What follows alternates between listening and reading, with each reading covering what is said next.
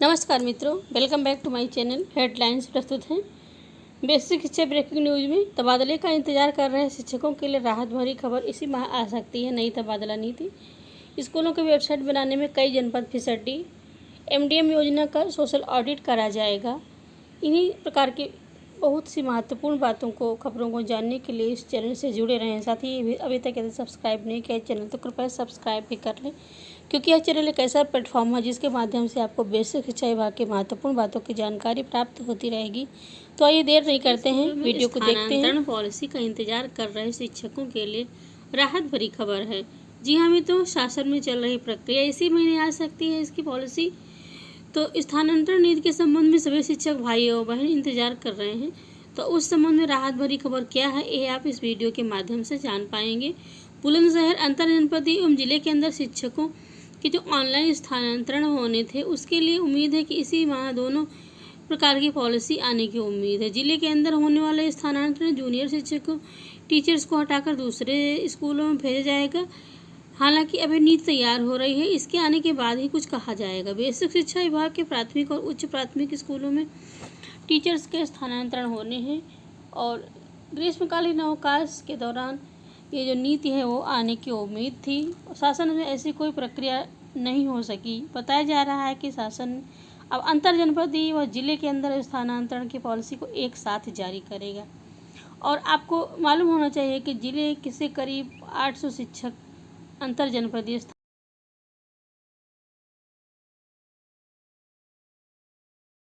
समायोजन जैसे होगी प्रक्रिया। जिले में इन शिक्षकों के स्थानांतरण में की प्रक्रिया समायोजन जैसी होगी। इसमें छात्र व शिक्षक के अनुपात को देखा जाएगा। सबसे पहले जूनियर शिक्षकों को हटाकर ऐसे स्कूलों में भेजा जाएगा जहां बच्चे ज़्यादा व शिक्षक कम हैं। नए सत्र में छात्र संख्या बढ़ाने के बाद अब शिक्षकों व छात्रों के बीच समायोजन भी बिगड़ गया है। हाल ही में शासन ने स्कूल व छात्र संख्या व शिक्षकों का अनुपात मांगा। जूनियर शिक्षक को हटाने की प्रक्रिया क्या होगी, इसका खुलासा पॉलिसी आने के बाद ही हो पाएगा। शासन से कोई दिशा निर्देश प्राप्त नहीं हुआ। पॉलिसी आने के बाद ही कुछ कहा जा सकता है। इस माह में दोनों प्रकार के स्थानांतरण की पॉलिसी आने की उम्मीद है। अखंड प्रताप सिंह BS से। मित्रों, इस प्रारूप पर वाराणसी जनपद में शिक्षकों से सूचना मांगी गई है। यद्यपि वाराणसी जनपद की खबर है, परंतु इस प्रकार की खबरें बाद में सारे जनपदों के लिए हो जाती हैं, क्योंकि किसी एक जनपद का जो आदेश होता है वही धीरे धीरे सारे जनपदों में भी अप्लाई होने लगता है।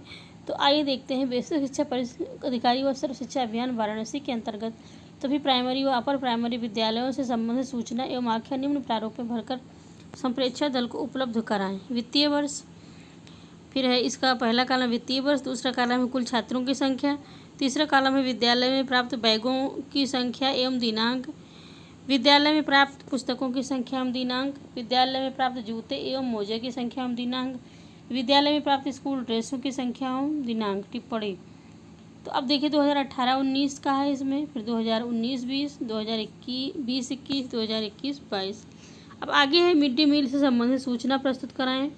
पहला कॉलम प्राप्त धनराशि, दूसरा व्यय धनराशि, तीसरा अनाज प्राप्त, चौथा अनाज उपभोग, पाँचवा अवशेष राशि एवं अनाज, छठा है कन्वर्जन की धनराशि, सातवां बैंक पासबुक में प्राप्त अब तक की प्राप्त ब्याज की धनराशि।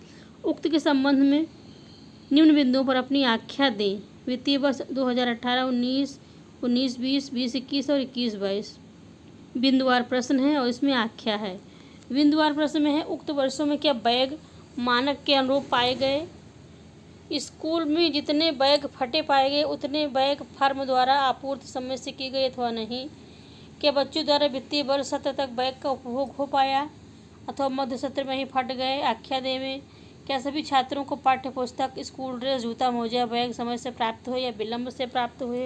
यदि विलम्ब से प्राप्त हुए तो कितने दिन विलम्ब से प्राप्त हुए? कितने छात्रों को सामग्री नहीं प्राप्त हुई? क्या सभी सामग्री उपयुक्त उचित मात्रा में तथा मानक के अनुरूप थी? एमडीएम बैंक पासबुक में 3 मार्च 2022 तक कितनी धनराशि अवशेष? एमडीएम का होगा सोशल ऑडिट। वाराणसी सरकारी और सहायता प्राप्त स्कूलों में कक्षा 1 से 8 तक के बच्चों को बंटने वाले मिड डे मील की सोशल ऑडिट होगी। मिड डे मील प्राधिकरण ने इसकी तैयारी शुरू कर दी है। गर्मी की छुट्टी के बाद स्कूल खुलते ही व्यवस्था शुरू हो जाएगी। मिड डे मील की गुणवत्ता और बेहतर करने के मकसद से सोशल ऑडिट की शुरुआत 5 जिलों में फरवरी 2020 में हुई थी। हालांकि कोरोना के कारण लॉकडाउन में कार्य प्रभावित हुआ। अब प्रदेश के विभिन्न जिलों में इसे दोबारा शुरू किया जाएगा। ऑडिट के दौरान ब्लॉक समन्वयक एमडीएम की गुणवत्ता को परखेंगे, साथ ही खामियों को भी उजागर करेंगे। परिषदीय विद्यालयों में आमतौर पर एमडीएम की खामियां सामने आती रहती है। मौसमी फल और दूध के नाम पर अनियमितता भी कई बार देखने को मिलती है। सोशल ऑडिट के बाद तहत सत्यापन अधिकारी को प्रश्नों की एक सूची दी जाएगी, इस पर अभिभावक अपनी रिपोर्ट देंगे। जिला बेसिक शिक्षा अधिकारी राकेश सिंह ने बताया कि मध्याह्न भोजन को बेहतर बनाने के लिए इस अर्थ में सोशल ऑडिट कराया जाना है। क्योंकि वेबसाइट बनाने में 22 जिले पिछड़े हैं और मित्रों देखिए, इन 22 जिलों में कहीं आपका भी तो नाम नहीं है, आपके जनपद का नाम तो नहीं है। माध्यमिक शिक्षा विभाग ने प्रदेश के सभी विद्यालयों की वेबसाइट बनाने और विद्यार्थियों के ईमेल आईडी बनाने के संबंध निर्देश दिए। ये काम 30 मई तक पूरा होना, लेकिन वाराणसी समेत 22 जिलों में 50% स्कूलों की वेबसाइट नहीं बन पाई। छात्रों की ईमेल आईडी बनाने के काम में भी स्कूल फिसलती हैं। शासन ने इन जिलों